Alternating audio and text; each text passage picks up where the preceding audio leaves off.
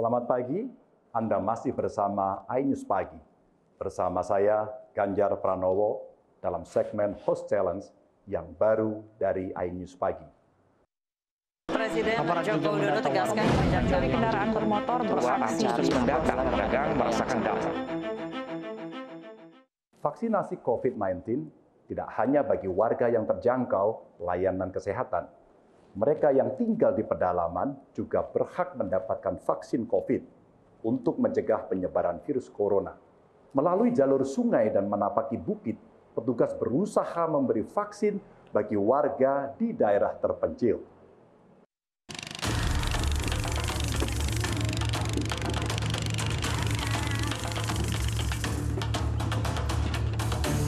Jalur sungai menjadi salah satu jalan untuk menuju desa Tanjung Buka, Tanjung Selor Hilir, Bulungan, Kalimantan Utara.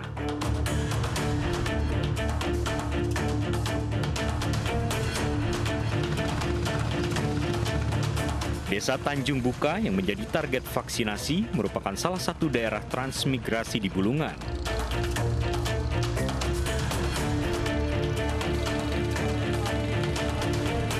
Tiba di dermaga, perjalanan kembali dilanjutkan dengan menggunakan sepeda motor untuk mencapai lokasi vaksinasi.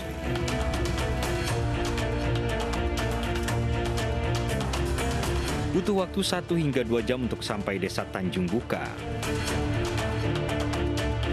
Warga desa Tanjung Buka dan sekitarnya menerima vaksin dosis pertama. Vaksin Sinopharm yang diterima warga merupakan hibah dari Kemenko Maritim dan Investasi kepada pemerintah Kabupaten Bulungan yang kekurangan stok vaksin.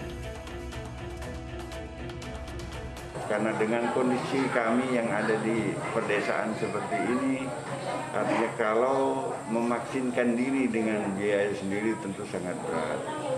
Apalagi jarak tempuh kita harus melewati air. Tapi dengan adanya kunjungan langsung dan dihadiri langsung oleh Bapak Bupati dengan musbida yang ada, rasanya kami sangat berterima kasih dan bersyukur sekali.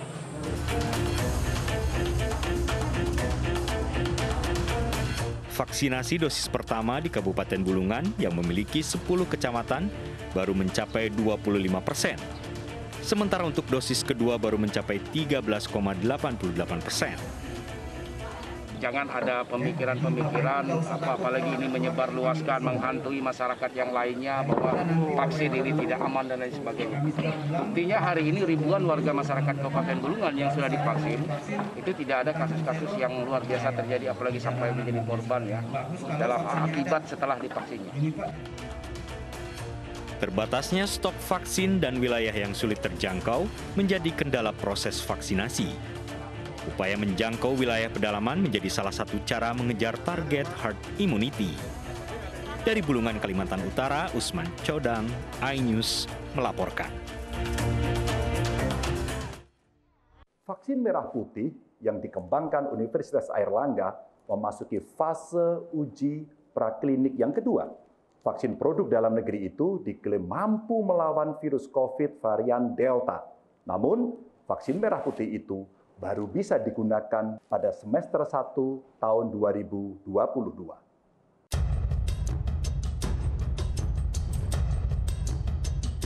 Setelah melalui berbagai tahapan uji klinis, vaksin merah putih kini semakin dekat untuk bisa digunakan. Vaksin yang dikembangkan Universitas Airlangga disebut menjadi vaksin dengan perkembangan yang melampaui 5 lembaga lainnya, yaitu Eijkman, UI, UGM, ITB, dan LIPI. Vaksin ini bahkan diklaim masih sanggup melawan virus COVID-19 varian Delta. Dalam waktu dekat, vaksin ini siap diuji coba kepada manusia.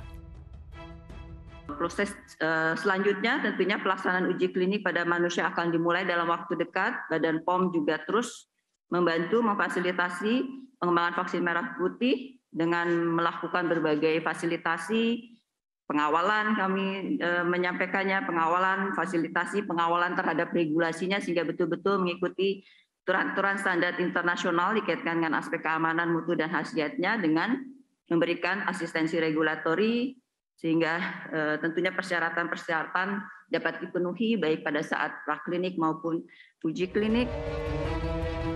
BPOM juga telah menyerahkan sertifikat cara pembuatan obat yang benar atau CPOB untuk vaksin merah putih kepada PT Biotis. PT Biotis bekerja sama dengan UNER dalam pengembangan, produksi, dan pengisian vaksin ini. Jika uji klinis berjalan baik, maka izin penggunaan daruratnya dapat diberikan pada 2022 mendatang. Tim iNews melaporkan. Kapal laut milik Pelni kini menjadi tempat isolasi terapung atau isoter bagi pasien COVID-19. Sejumlah fasilitas disiapkan untuk pasien selama menjalankan karantina. Selain layanan kesehatan, pasien juga bisa menikmati fasilitas memancing untuk mengisi waktu luang mereka.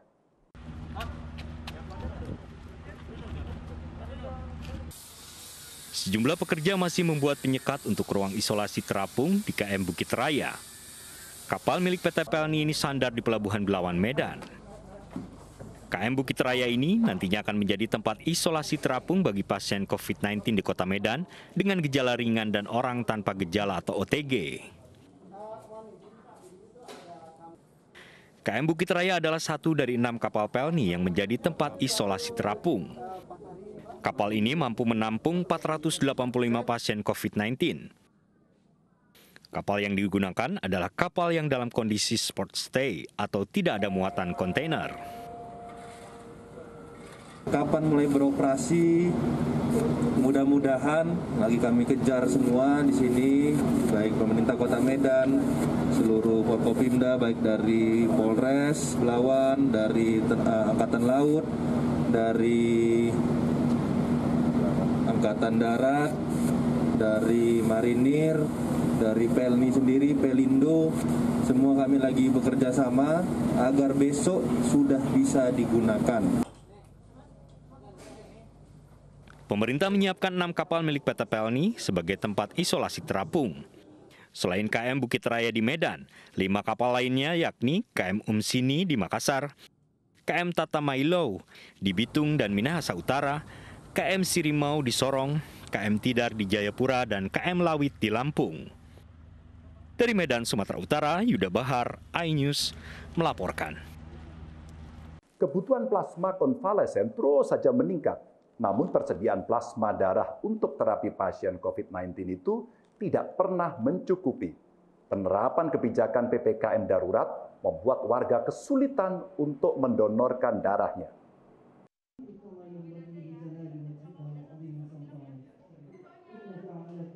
Kebutuhan plasma konvalesen di Jakarta tak pernah berhenti. Palang Merah Indonesia menghitung dalam satu hari di ibu kota membutuhkan 500 donor plasma konvalesen. Berbagai upaya ditempuh seperti gerakan donor plasma. Masih tingginya angka infeksi COVID-19 di Indonesia membuat terapi plasma konvalesen sangat dibutuhkan. Karena kan kemarin saya habis COVID juga, terus di saat saya lagi COVID, kasusnya lagi tinggi-tingginya tuh, makanya ada PPKM level-levelan gitu. Terus di situ saya lihat saking ramainya saya juga kasihan gitu. Ini apa sih yang bisa saya bantu selain uang gitu, maksudnya? Oh ya udah saya cuma bisa bantu ini gitu. Ini yang terbaik, ya udah saya bantu dengan cara ini untuk donor plasma gitu. Tetap mau donor karena emang udah niat dari awal juga gitu untuk membantu orang-orang banyak gitu kan. Salah satu kendala menipisnya pendonor konvalesen karena adanya kebijakan pembatasan aktivitas warga. PPKM darurat yang hingga kini masih diperpanjang membuat warga tidak bisa leluasa bepergian termasuk untuk donor plasma. Pasti berdampak ya masalah PPKM itu. Kedua memang agak sulit untuk mendapatkan konvalesen ini khususnya gitu. Kalau tingkat kesulitannya saya pikir dari yang pernah terpapar sendiri Mbak. Terpapar sendiri itu mereka masih kadang-kadang enggan untuk melakukan donor plasmanya tersebut. Itu kesulitannya. Mungkin perlu ada semacam himbauan dari teman-teman semua bahwa donor plasma ini aman dan dibutuhkan. Kita tahu di tengah pandemi ini PMI membutuhkan donor darah semakin banyak, sementara masyarakat masih banyak yang belum mendonorkan karena takut, tidak seperti sebelum pandemi.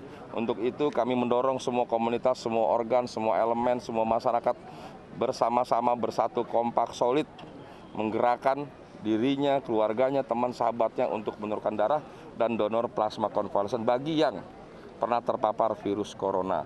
Ya. Kegiatan donor plasma konvalesen di SMA Negeri 30 Jakarta ini diikuti 50 peserta. Namun dari jumlah tersebut hanya 14 peserta yang bisa donor plasma. Terapi plasma konvalesen adalah memberikan plasma atau bagian darah yang mengandung antibodi dari pasien COVID-19 yang sembuh kepada pasien yang sakit.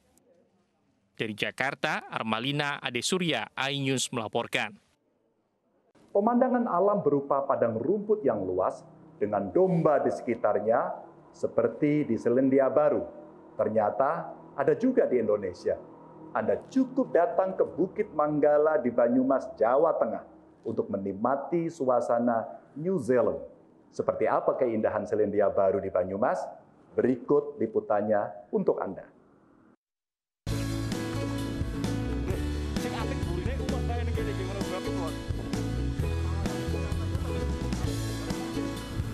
Sepintas, panorama alam di sini seperti alam Selandia Baru. Pengunjung yang datang bisa menikmati suasana alam bersama puluhan ekor kambing yang dilepas liarkan.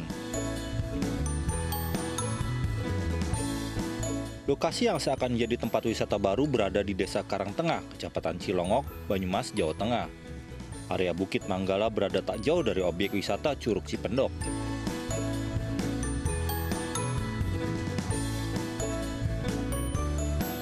Padang rumput Limpa Kuas memiliki kontur berbukit dengan latar belakang Gunung Slamet, yang merupakan gunung tertinggi di Jawa Tengah. Tak jauh dari lokasi ada hutan pinus yang menambah asri lokasi ini. Alam terbuka karena musim pandemi COVID-19 seperti ini lebih sehat, lebih nyaman, apalagi ini tidak banyak masyarakat yang berkerumun karena sana dijaga juga. Jadi insya Allah lebih baik karena COVID-19 ini lagi mulai meningkat, Pak Usen.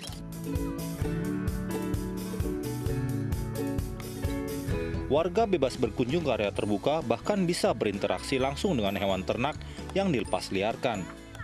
Rencananya area padang rumput dan sekitarnya akan dikembangkan menjadi kawasan wisata baru. Area padang rumput dikelola Balai Besar Pembibitan Ternak Unggul dan Hijauan Pakan Ternak Kementerian Pertanian. Untuk perawatannya sendiri kambing sama sapinya itu memang tinggal dilepas di sini untuk dinikmati sama pengunjung atau gimana? Nantinya di sini juga ada wisata edukasi. Jadi para pengunjung bisa masuk, berinteraksi langsung dan belajar juga tentang peternakan. Oke. Jika Anda tepat dalam mengambil sudut foto, akan menghasilkan foto rasa New Zealand. Jadi tak perlu pergi ke Selandia Baru dan cukup berkunjung ke Bukit Manggala Banyumas. Anda tertarik? Dari Banyumas, Jawa Tengah, Saladin Ayubi, iNews melaporkan.